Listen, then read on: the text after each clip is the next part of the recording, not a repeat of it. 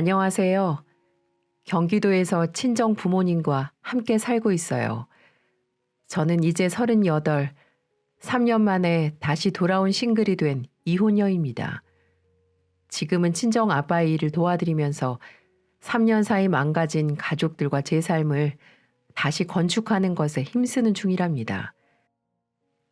평소에 즐겨 듣는 채널 구독자인 와중에 저 역시 들려드리고 싶은 사연이 있어 이렇게 어설프게나마 적게 되었으니까요. 재밌게 들어주세요. 지금은 이혼했지만 3년 전 저는 평범한 남자를 만나 연애를 하고 결혼에 골인하게 되었습니다.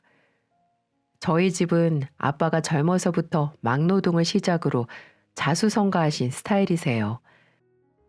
몇 년 전까지만 해도 꽤 규모가 큰 건설업 간판을 달고 승승장구했었답니다. 저는 아빠가 힘들게 고생하셔서 일구어내신 것들을 눈으로 보며 컸기 때문에 한 끼 식사를 먹더라도 항상 당신의 노고에 감사드리며 살아왔죠. 자식으로서 아빠를 향한 효심이 가득한 건 당연했고 부모님도 두 분의 사이가 좋으셨어요. 힘든 시절도 물론 있었지만 부유했을 때보다 그 시절에 살 부대끼며 살았던 시절이 더 좋다고 회상하실 정도니까요. 저는 30이 넘도록 부모님 품 안에서 부둥부둥하며 컸던 것 같아요. 어려서 연애도 좀 해보고 그래야 했는데 이상하게도 연애에는 별 소질이 없고 낯가리는 성격에 남자를 만나도 오래가지 못하더라고요. 뭐 제가 매력이 없는 스타일이라고 해도 저는 할 말이 없어요. 제가 봐도 전 너무 평범하고 뭐랄까 확 끌리는 스타일의 여자는 아니었으니까요. 그러다 3년 전 30 중반이 되었을 쯤 그 당시 취미도 많았는데 그중에 백패킹이라고 동호회를 다녔어요. 작은 텐트를 꾸리고 장비를 챙겨서 고지 높은 산에 올라가 하룻밤 자고 오는 그런 레포츠입니다. 그 다음날 아침에 보는 일출이 제 심심한 인생의 은근 힐링이었거든요. 연령대가 다양하다 보니 그 안에서 은근 눈이 맞는 사람들도 많았어요. 저는 그 동호회에서 신랑을 만났습니다. 그 동호회를 같이 다니시는 분이 마침 저희 아빠가 하시는 건설회사의 대리님이었어요. 그분은 유부남이셨고 와이프 되시는 분과 함께 저랑 이렇게 셋이 산을 자주 탔답니다. 어느 날 아빠 밑에서 일하시는 대리님께서 고등학교 동창이라며 한 분을 데리고 오셨어요. 이제 입문하는 사람이니 잘 가르쳐 달라는 말과 함께 말이죠. 그 당시 신랑도 눈에 띄는 스타일은 아니었고 저 역시 그랬으니 서로에 대해 관심이 없었던 것 같아요. 저는 산 정상에 올라서야 그분과 대면했고 서로 어색하지만 인사를 주고받았습니다. 인사해. 내가 다니는 우리 회사 사장님 따님이셔. 그 한마디에 남자의 표정이 묘하게 바뀌더라고요.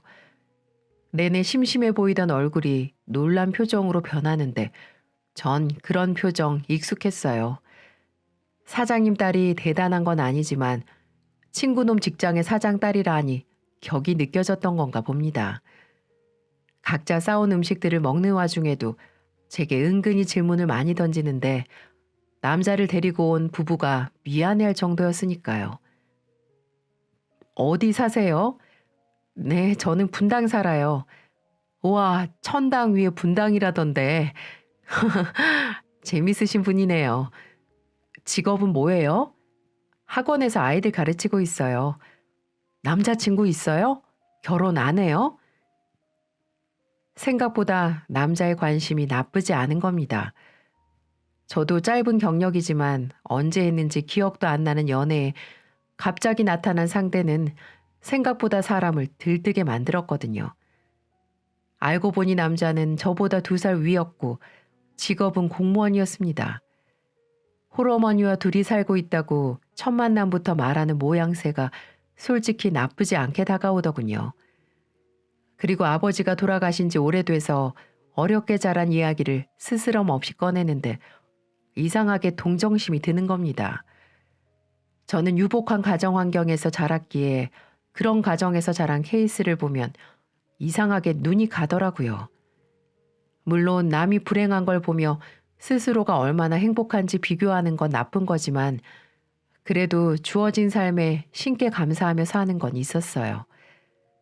다른 환경에서 자란 남자를 향한 관심 때문이었는지 동정심에 조금 휘둘렸나 봐요. 저는 그렇게 만난 남자와 연애를 하게 되었고 서로 홍기가 꽉 찬 것 때문인지 남자친구가 먼저 결혼 이야기를 꺼내더군요. 우리 결혼할까? 어차피 잘 맞기도 하고 남편이 공무원 정도면 괜찮지 않아? 우리 이렇게 시간 끌지 말고 결혼하자. 결혼? 어, 더 늦어지면 아이 갖기도 힘들잖아. 우리 어머니도 걱정이 많으셔서 나도 이제 내일 모레면 40인데. 글쎄, 우리 둘이 만난 지 1년도 안 됐는데 결혼 이야기 나온다는 게 좀 빠르다고 느껴져서. 아, 좀 그렇지. 하긴 내가 결혼할 준비가 완벽하게 된 것도 아니긴 해. 저의 거절에 남자친구는 이내 실망한 얼굴과 불쌍한 표정으로 제게 머뭇거리며 말하는 겁니다. 혹시 내가 많이 모자라서 그런가? 하긴 공무원이 벌면 얼마나 벌겠어. 사장님 딸이랑은 결이 다르겠지. 그 순간 저는 아차 하는 생각에 서둘러 손사래를 쳤습니다. 산에서 만난 이후부터 남자친구의 적극적인 연애 공세가 부담스럽긴 했어도 나쁘지 않았으니까 계속 만나보고 싶은 건 있었어요. 그런데 갑자기 결혼까지 밀어붙이는 남자친구가 부담스러웠을 뿐입니다. 아니야. 오해한 것 같아. 그래, 서로 부모님한테 인사드리자. 정말? 아, 혹시 자기 아버님이 나 마음에 안 들어 하시면 어떡하지? 왜? 나는 아버지도 안 계시고 능력도 변변치 않고 스스로에 대한 자존감이 낮은 게 흠이라면 흠이었다랄까요? 이상하게 남자친구는 저희 부모님을 너무 뵙고 싶어 하면서도 한편으로는 자신이 처한 능력이나 상황이 저와는 비례하지 않는다며 너무 자책하는 모습에 보기 안 좋았어요.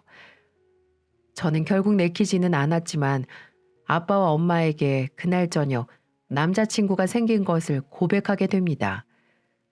부모님은 좀 놀라셨지만 또 한편으로는 반가워하셨어요. 마냥 모르는 사람은 아니고 아빠가 운영하시는 건설회사 대리님의 지인이라고 하니 은근 반기는 듯 하셨고요. 그리고 남자친구가 엄마 아빠를 보고 싶어 한다는 얘기도 하게 되었죠. 만난 지 얼마나 됐는데 벌써 인사를 와? 그게 아직 7달밖에 안 됐는데 남자친구가 나를 많이 좋아해. 그래서 얼른 인사드리고 싶다고 하네. 허락받고 정식으로 결혼을 전제로 교제하고 싶어 해서요. 음, 아빠는 그 당시 제 기억에는 조금 떨떠름해 보이셨어요. 어서 데려와라가 아닌 조금 더 만나봐라. 요즘 못된 것들이 너무 많아. 잘 만나보고 이 남자가 내 남자다 싶을 때 그때 데려와라. 라고 말하시는 겁니다. 우여곡절 끝에 1년이라는 시간을 좀 채우고 나니 그제야 아빠는 남자친구를 데리고 집으로 와서 인사를 해도 좋다는 허락을 하셨습니다. 그 사이 남자친구는 가만히 기다렸냐고요? 그럴 리가요. 시간을 끄는 제게 삐지기도 했고 또 어느 날은 친정집으로 보낼 선물을 가득 안겨 보내기도 하고 별짓을 다 하더라고요. 그리고 저희는 드디어 친정으로 인사를 하러 가게 되었습니다. 엄마는 늦게 만난 두 사람이 그래도 결혼을 전제로 연애한다는 말이 좋으셨나 봐요. 부담스럽게도 식탁 휘어지게 음식을 차리셨고 아빠 역시 바쁘신 일정이었던 당시 저녁 시간을 간신히 빼주셨어요. 남자친구는 친정집에 들어서자마자 아버지를 보더니 대뜸 절을 하려는 겁니다. 요즘 시골도 여자 쪽 부모님 보고 대뜸 절하는 사람이 어디 있나요? 그리고 저희 집은 기독교이기에 절을 안 하거든요. 갑작스런 행동에 모두가 당황했지만 우리 모두가 같지 않다는 걸 이해하기에 아빠는 너그럽게 남자친구의 저를 받아주시더라고요. 절 받으십시오. 그래, 반갑네. 자네가 내 딸과 교제하면서 우리를 그렇게 만나고 싶어 했다고? 예, 결혼을 허락받고 싶습니다. 이 사람 첫눈에 보고 제가 너무 반했거든요.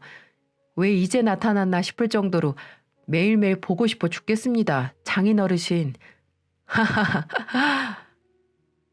남자에게 사랑받는 딸, 보기 안 좋은 아버지가 어디 있겠습니까? 이토록 저를 원한다는데 아빠는 결혼을 전제로 잘 만나보라며 사람 좋은 웃음으로 허락도 해주시더라고요. 그리고 그날 저녁을 먹고 남자친구는 아빠를 모시고 목욕탕을 가는 봉사까지 합니다. 예, 네 남자친구 정말 적극적이다.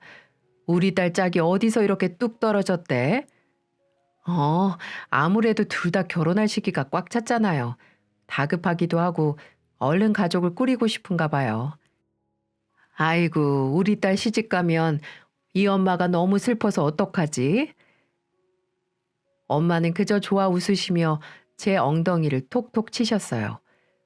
그런데 전 속으로 한 가지 남자친구를 만나면서 심란함을 감추지 못한 게 있었어요. 그건 부모님께 그 당시에 말씀드리지 못했던 걸 지금은 땅을 치고 후회합니다.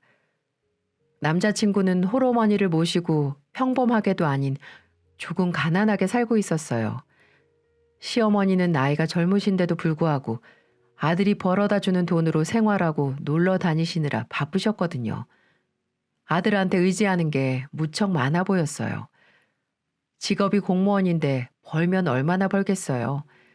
심지어 고위 공무원도 아니었고 동네 동사무소에서 일했거든요.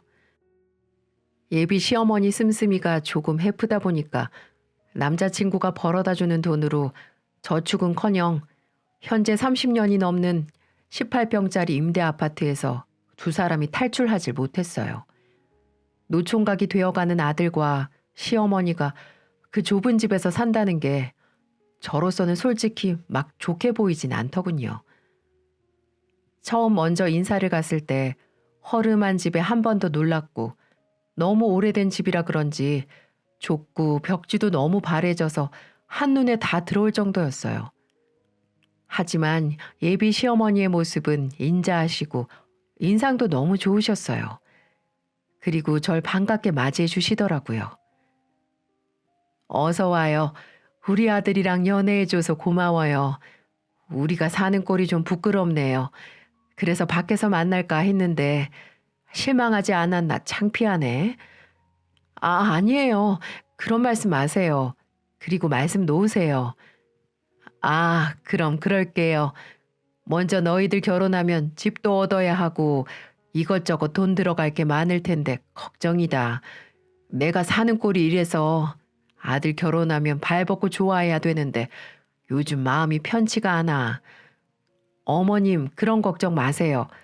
앞으로 좋은 모습만 보이도록 노력할게요. 어머니는 저를 보는 내내 미안해 하셨어요. 어릴 적부터 홀로 남편을 키워오셨다면서 그래도 아들에게 해준 것도 없는데 착실하게 잘 자라준 것 같다며 눈물까지 흘렸습니다. 그리고 제 손을 잡아주면서 예비 시어머니는 나는 바라는 것 하나도 없으니 우리 아들 데려가서 훌륭한 가장이 될 수 있도록 옆에서 잘 지켜봐 달라고 하더군요. 그러면서 혹시나 아들이 나쁜 길에 빠지거나 정신을 못 차릴 때 언제든지 연락을 주시라고도 하셨습니다. 달려가서 홍군형을 내줄 거라면서 말이죠. 이렇게 따뜻하게 저를 봐주시며 가진 건 없으시지만 진심으로 저를 대해주시는 모습을 보면서 많은 감정이 교차했던 것 같아요. 그리고 어머님 때문에 남편에 대한 믿음이 더 생긴 것도 사실이고요. 그런데 예비 시어머니께서 걱정하시는 말을 내뱉을 때마다 유독 남자친구가 평소 입을 과묵하게 닫고 있는 겁니다. 식사를 다 하고 차도 한잔한 뒤에 집으로 오는 길에 제가 물었어요. 기분 안 좋은 일 있어? 아니, 그게 아니라 사실은 어머니 말씀이 틀린 것도 아니라서 말이야. 어? 그게 무슨 소리야? 내가 공무원이다 보니까 월급이 좀 작아. 그래서 앞서 결혼 전에 들어가야 할 돈이 많은 것도 사실이잖아. 뒤늦게 생각해보니 너무 준비된 게 없는 것처럼 느껴져서 말이지. 적당한 수준에서 준비하자. 나 그렇게 좋은데 안 살아도 돼. 아무래도 내가 모아놓은 수준에서는 월세방 작은 집에서 시작해야 할 것 같은데 괜찮을까? 너만 괜찮다면 내가 얼른 돈을 좀 더 모아서 좋은 곳으로 이사를 시켜줄게. 아무래도 홍기 놓치면 양가 부모님도 싫어하실 것 같기도 하고 장인어른 실망시켜드리기도 싫고 능력 없다는 이유로 결혼을 미루는 건 이 나이에 너무 한심해 보이잖아. 그건 그렇지. 저는 갑작스레 고민이 많아지더군요. 결혼을 앞두고 남자친구가 그렇게까지 준비가 안 되었을 줄은 꿈에도 생각하지 못했으니까요. 하지만 저만 좋다며 졸졸 쫓아다니고 제가 운영하는 학원 앞까지 찾아와 퇴근은 기본이고 매일 아침 출근도 시켜줄 정도로 지극정성이었어요. 처음에는 학원에서 아이들을 가르친다고 말은 했지만 나중에 학원을 운영하는 걸 알고선 종종 와서 학원 차량도 운행해주고 제가 해야 할 청소도 대신해주고 굉장히 헌신하는 겁니다. 저는 그런 남자친구의 모습에 결혼을 결심하게 됐습니다. 일단 예단, 예물 이런 건 둘째치고 신혼집을 남자 쪽에서 준비해야 하는데 말 그대로 월세방에서 시작하려니 저희 부모님 보기에 너무 민망하기도 하고 어떻게 둘러대야 할지 고민되는 겁니다. 그렇다고 무리해서 결혼 시작을 하자니 저 역시 학원 운영에 들어가는 돈이 많아 무턱대고 결혼 자금을 보태자니 부담스럽더라고요. 그렇게 프로포즈도 받고 서로 결혼에 대한 이야기도 집안끼리 오가고 난 뒤에 구체적으로 계획을 잡으려니 갑자기 막다른 골목에 닿은 기분이 들었어요. 평소처럼 친정집에서 저녁 식사를 하는데 제 표정이 안 좋았는지 아빠가 오셔서 물으시는 겁니다. 우리 딸 무슨 고민 있니? 네? 아니요, 고민 없어요. 남자친구랑은 잘 지내지? 결혼한다고 서로 허락해달라고 인사 올 때가 엊그제 같았는데 시간 참 빠르네. 그 집엔 인사는 다녀왔니? 네, 예비 시어머니께 인사도 잘 드렸고요. 딱히 반대하시거나 그런 건 없으셨어요. 그런데 저는 아무래도 숨길 수 없는 일인 것만 같아 결혼하고 나서 월세방에 사는 우리를 들키기보다는 먼저 말하는 게 낫다고 생각해 조심스럽게 입을 열었습니다. 아빠, 사실은요. 남자친구가 아직 결혼할 때 드려야 할 자금 사정이 완벽하지가 않아서 저희 월세방부터 먼저 시작해야 할 것 같아요. 물론 결혼해서 맞벌이는 꼭 할 거고 조금씩 잘 살아가는 모습 보여드릴게요. 공무원이라 그런지 월급이 그렇게 많지 않아서요. 뭐? 그게 말이 되니? 웬 월세방이야? 말도 안 돼. 너희들 신혼이야. 그 이야기를 듣던 엄마가 너무 놀라서 식사를 하시다 말고 소리치셨어요. 하지만 제 이야기를 들으신 아빠는 조금 다른 생각이 있으셨는지 갑자기 생각을 정리하시고는 하하하 하고 웃으시더라고요. 우리 딸, 그게 문제였어? 그래서 요 며칠 볼이 그렇게 쏙 들어갔던 거니? 그런 거라면 걱정 마라. 너희들 사정이 그렇다는데 이 아빠가 그거 하나 못 도와주겠어? 그래, 네 말대로 공무원이 벌면 얼마나 벌겠어. 아무래도 홀어머니 모시고 사는 녀석이 그동안 사정이 있었겠지. 이 아빠가 도와주마. 네? 아니에요, 아빠. 전 그래도 저희 선에서 되는 대로 출발하는 게 맞는 것 같아요. 너 나한테 하나밖에 없는 딸이야. 이 아빠 말 들어라. 아빠가 다 알아서 해줄게. 녀석, 나는 또 무슨 고민인가 했네. 하하하. 이렇게 아빠는 또다시 호탕하게 웃으시며 별일 아니라는 듯 제 고민을 넘기셨어요. 그리고 얼마 뒤 아빠는 제가 일하는 학원으로 찾아오셔서 종이 한 장을 쓱 내미시더군요. 이 종이 한 장이 훗날 제게 엄청 큰 보험이자 벼랑 끝에서 매달리게 된 제게 동아줄이 되고야 맙니다. 말 그대로 제 분신 같은 종이었어요. 여기에 서명하면 된다. 아빠는 제게 작은 서류 한 장을 내미셨고 저는 흔쾌히 사인을 했죠. 그 안의 내용은 아마 나중에 깜짝 놀라지 않으실까 싶네요. 어쨌든 제가 사인을 다 하고 난 뒤 아빠는 이어서 말씀하셨어요. 한두 푼이 아니라 걱정이 많았지, 딸. 이 아빠가 나중에 증여세까지도 문제없도록 다 처리하려고 한다. 법을 위반하는 짓은 하면 안 되지. 있는 사람들이 더 그러면 못 쓴단다. 그런데 나도 이렇게 도와주는 대신 조건이 하나 있어. 너도 잘 사는 거 꼭 보여줘라. 손주 손녀 여럿 낳고 그때는 아빠가 더 많은 걸 지원해 줄 테니 넌 돈 걱정은 하지 말고 결혼해서 행복하게만 살아줘. 아참, 그리고 아직은 결혼 전이니까 집은 네 명의로 하는 게 좋겠다. 네, 아빠 정말 감사해요. 그리고 죄송합니다. 그런 말 하지 말라고 했지, 아빠가. 아파트를 구입하는데 당시 필요했던 돈이 9억.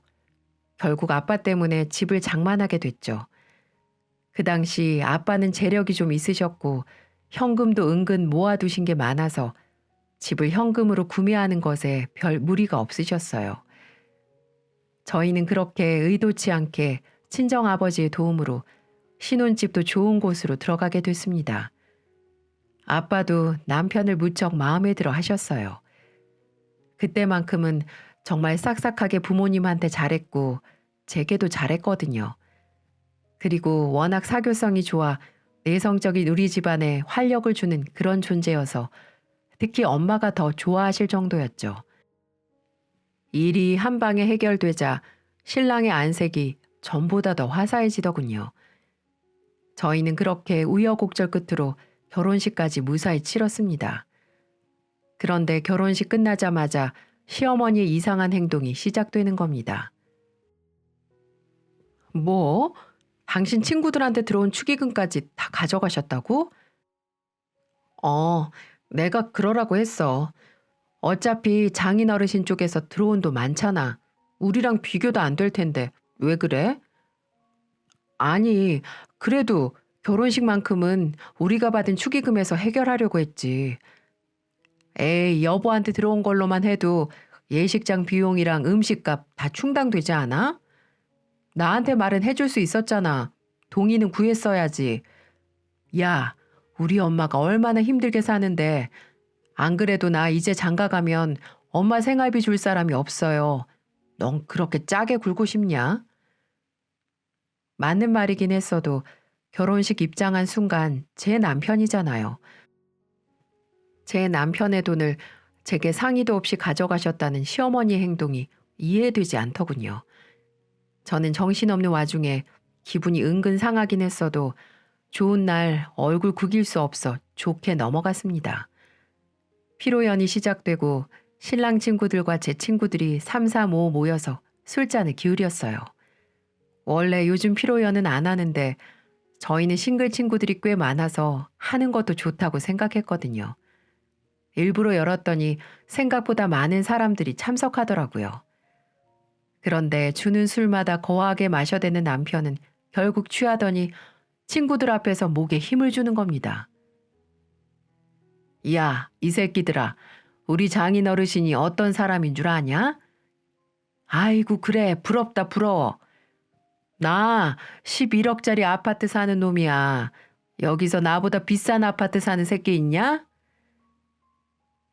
저는 그 순간 놀라서 딱딱하게 굳은 얼굴로 남편을 바라볼 수밖에 없었습니다. 여기서 나올 대목이나 주제가 아니잖아요. 누가 봐도 유치하기 짝이 없는 독백이나 다름없다는 생각이 들더군요.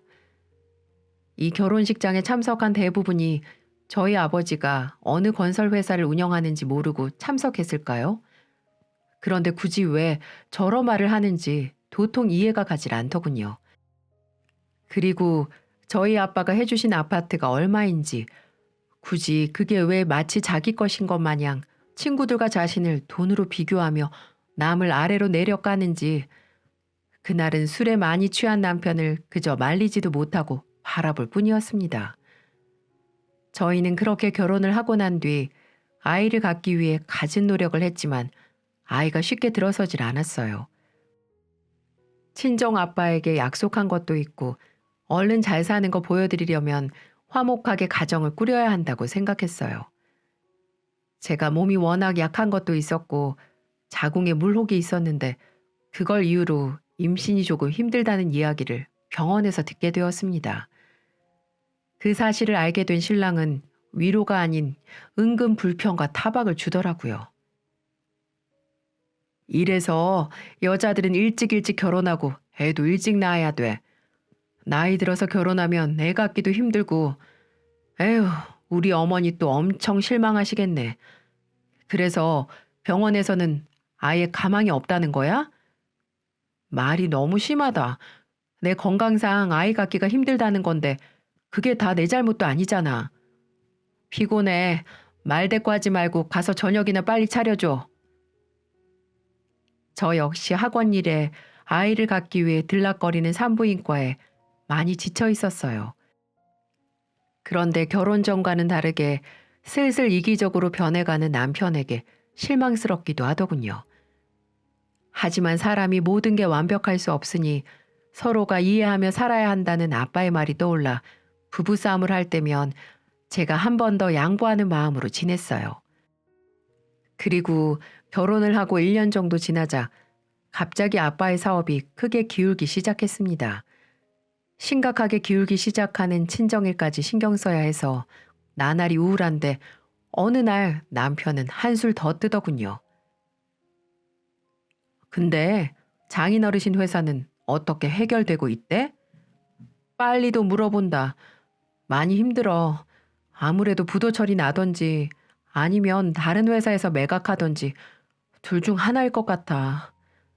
아유, 답답하네. 하여튼 이래서 나이 들면 사업하면 안 된다니까.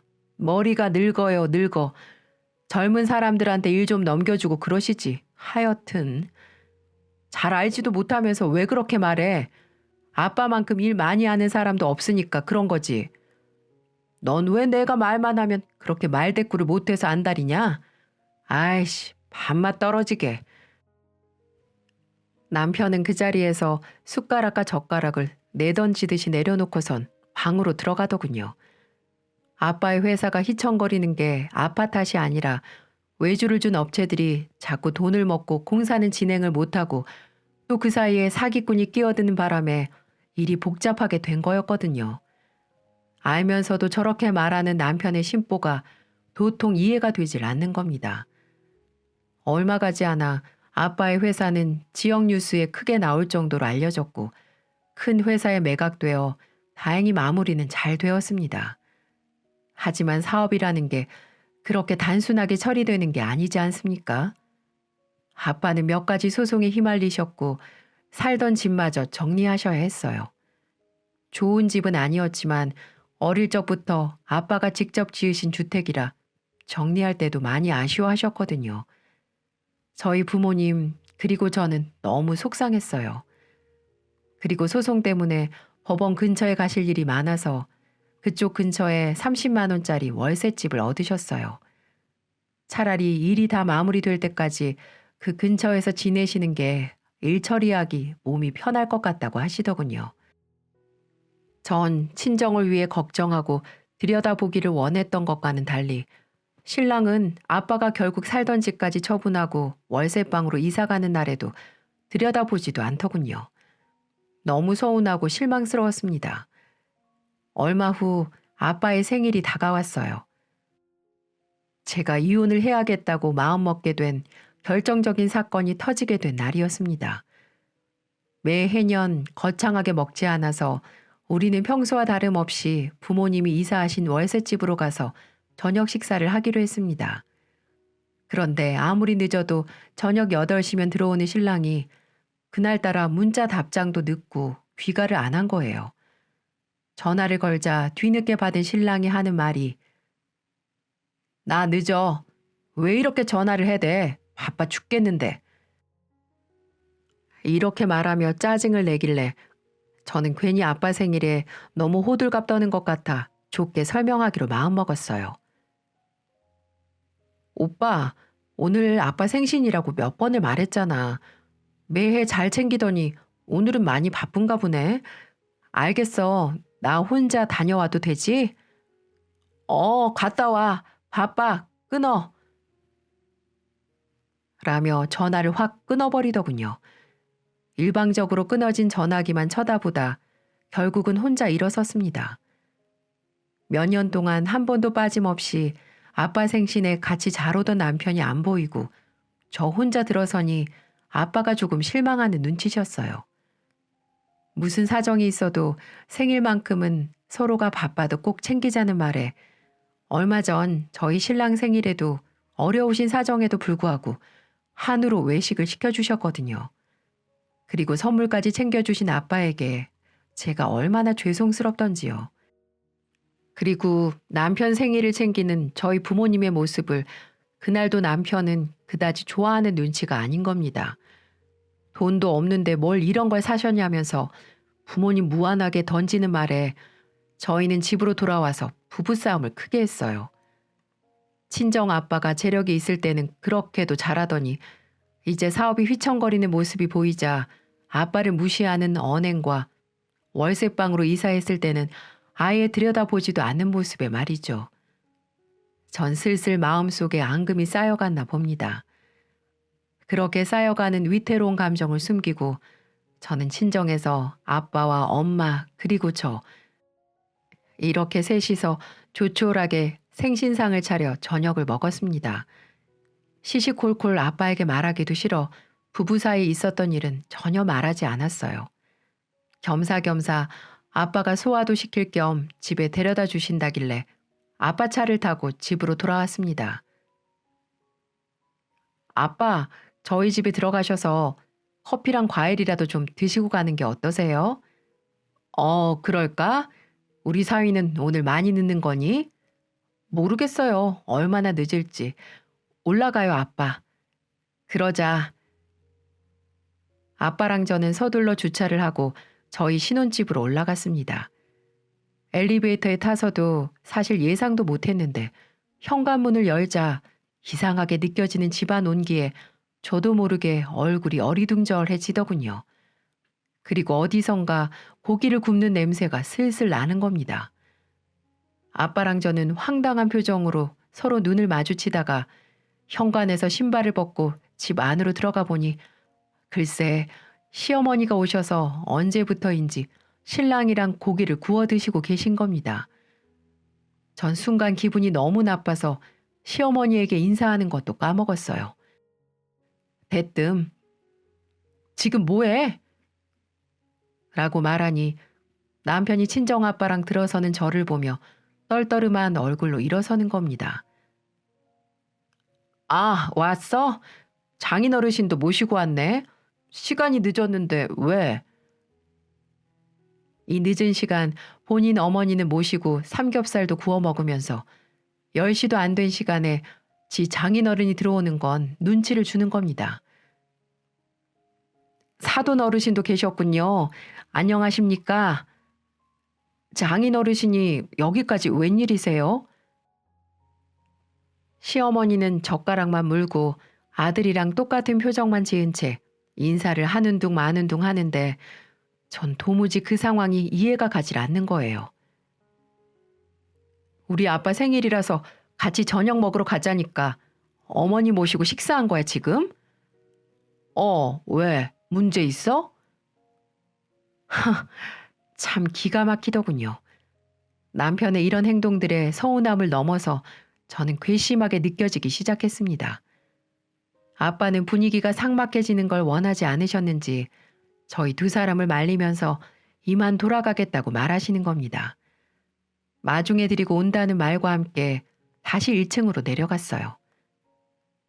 나 아빠 마중하고 올 테니까 다 먹었으면 깨끗하게 치워놔.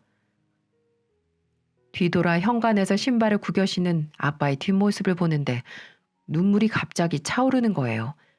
아무 말도 안 나오더군요. 아빠는 제 마음을 아셨는지 어깨만 토닥이면서 둘이 싸우지 말고 잘 지내라는 말만 하시는데 어찌나 마음이 속상한지 말로 표현이 안 되네요. 지금까지도요.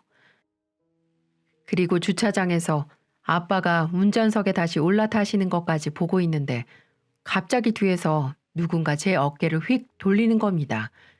제 눈에 그 순간 남편이 보였어요. 굉장히 화가 난 얼굴을 한 남편이 제 뺨을 갈기더군요. 전 순간 돌아간 고개에 너무 황당해서 천천히 남편을 다시 바라봤어요. 그러자 반대편 손으로 제 머리를 퍽 하며 치며 욕을 하는 겁니다. 어디서 버르장머리 없이 감히 시어머니가 와서 식사하고 있는데 뭐?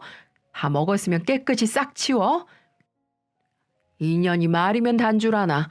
야, 너같이 애도 못 갖고 나이 많은 년 데려다가 결혼해줬지. 월급 타다 줘. 번듯한 부부 노릇 해줘. 도대체 뭐가 불만이야?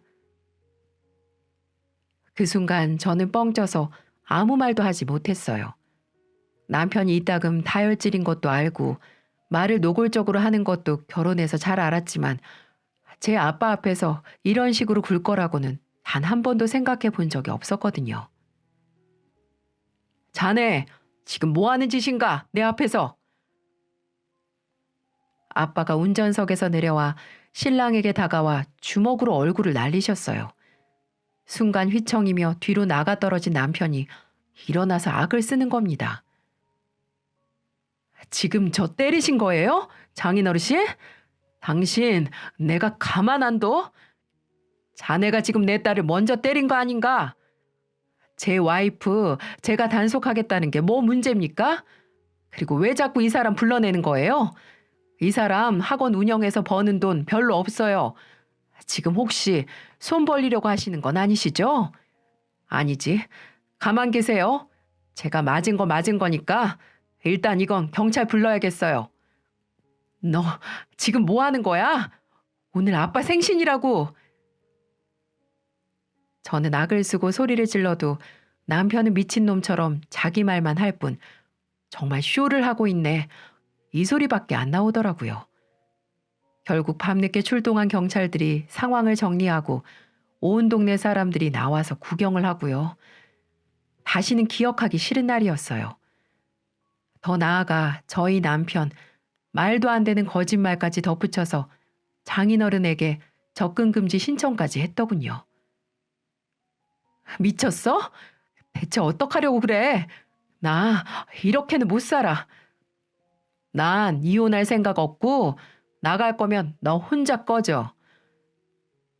듣는 둥 마는 둥 발가락이나 주물거리며 TV를 보고 있는 남편을 두고 전 짐을 싸서 그대로 친정으로 향했습니다.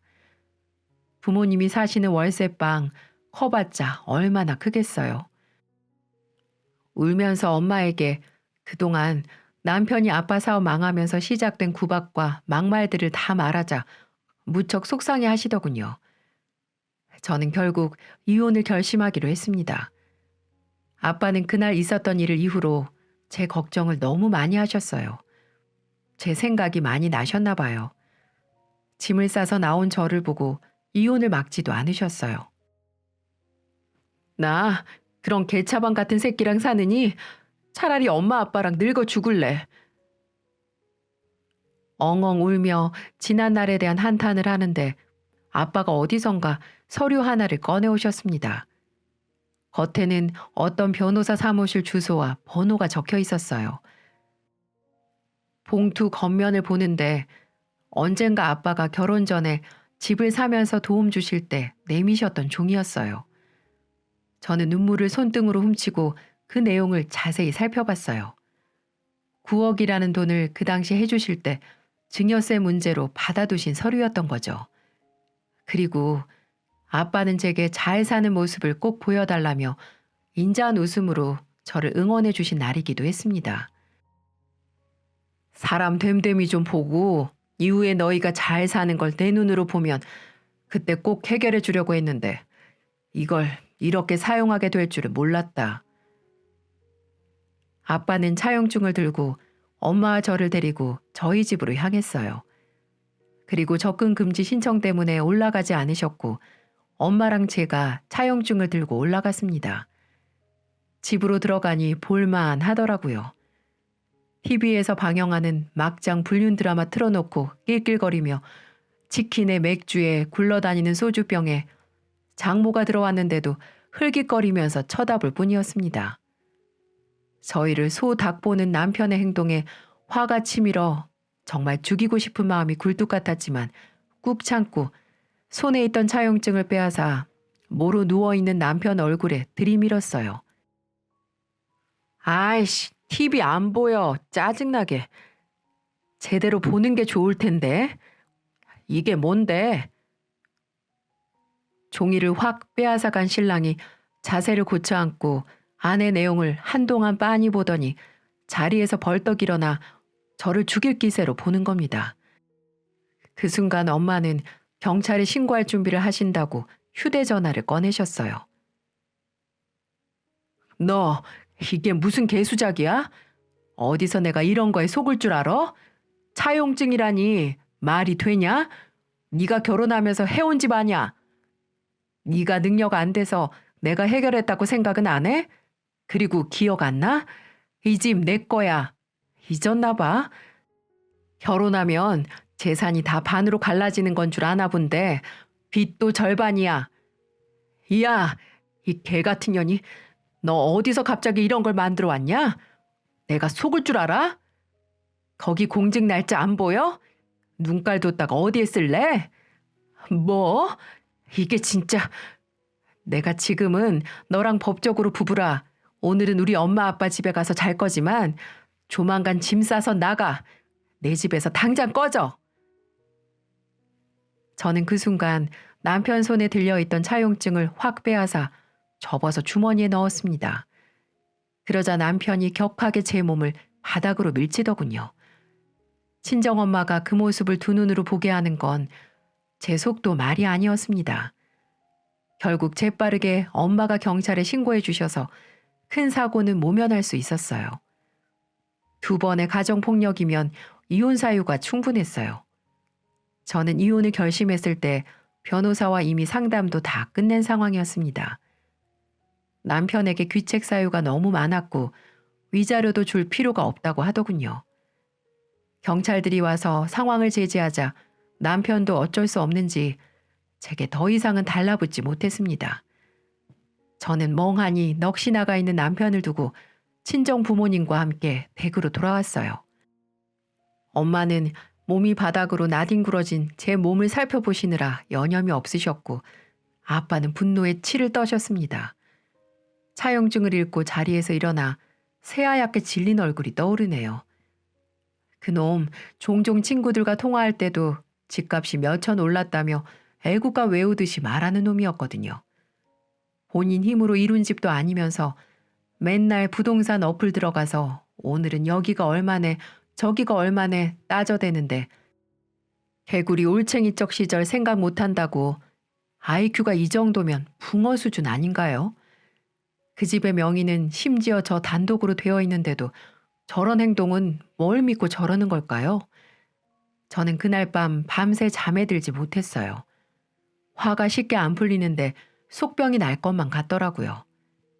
그런데 새벽 2시쯤 누군가 친정집 현관문을 쾅쾅 세게 두드리는 겁니다. 부모님이 주무시다가 일어나 현관으로 다가가 누구냐고 물으니까 글쎄. 장인어르신, 접니다. 사위 문 좀 열어주세요. 자네가 날 접근금지 시켜놓고 이게 무슨 경우인가. 당장 돌아가게. 제가 와이프를 얼마나 좋아하는지 아시지 않습니까? 저희 와이프 데려갈게요. 그러니까 제가 요즘 일도 많고 그래서 너무 피곤해서 실수가 많았습니다. 장인어르신, 제발 화 좀 푸시고. 이 아이 미친놈아. 난 네가 해달라는 대로 지켜주는 거잖아. 당장 돌아가. 안 그러면 경찰 부르겠네. 자네가 그랬던 것처럼. 장인 어르신, 죄송합니다. 잘못했습니다. 용서해 주십시오. 예? 당장 9억이 어디 있습니까요? 예? 그 집에서 나가면 저희 두 사람 살 곳이 어디 있다고요? 참 기가 막히더군요. 이 와중에도 제가 남편이랑 이혼을 안 할 거라고 생각했나 봐요.